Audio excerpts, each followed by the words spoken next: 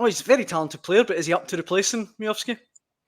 Potentially. I mean, if he's fit and firing and he's in the kind of form, if he can find the kind of form when he was at his best at Hibs. But that'll be difficult when you look at the last kind of year. Obviously, the move to Millwall hasn't worked out for him. I know he had an injury pretty early on in his time down there. And it's a shame because it's a big move for him. He wasn't good for him at the time. Millwall were desperate to get him. If you remember, they tried to get him in January and he was down there. That's right. And he actually turned them down not to go and finish the season with Hibs.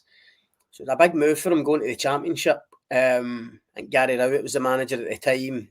Obviously, things have changed. A different manager he's got now. And he's not been playing. Like I said at the start, I always try and look at the team lines and you see what, if the Scots down south are getting a game, you always look to see if Nisbet is playing at Millwall and more often than not, he's been on the bench or coming on or whatever.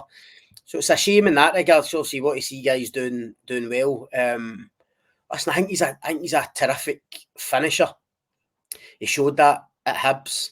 I watched him when he was a young boy, even at Thistle, and thought Partick Thistle thought he'd real potential. So he could be a really good signing for Aberdeen if he's back at that level.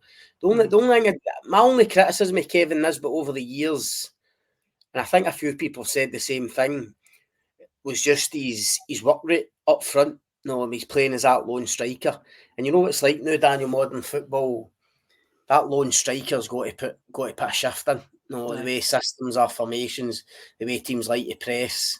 That's always the one thing I kind of worried about Nisbet, is whether he had that and he's had that in his locker. Now, listen, I don't know if he's changed his game since he's been down south or whatever. I don't know how fit he is at the moment. I think he's come on the last couple of games for Millwall, so he's clearly fit enough.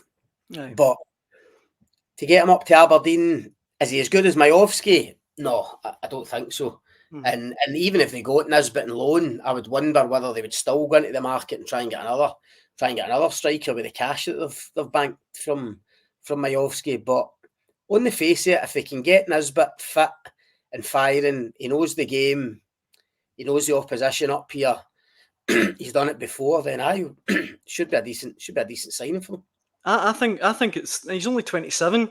He scored 31 goals in 78 games in the league for Hibs. I think it's the makings of a great sign. It's clearly not worked out for him at Millwall. Jimmy Thelin is building something really good at Aberdeen. I think really they look really impressive, and the infrastructure Aberdeen have got, the size of the club, relatively in Scotland, they should be up there.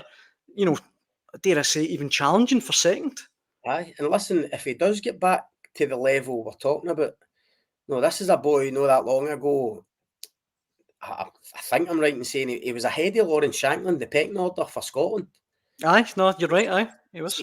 Steve Clark, if you remember, had him ahead of Shankland, I'm sure, at the time.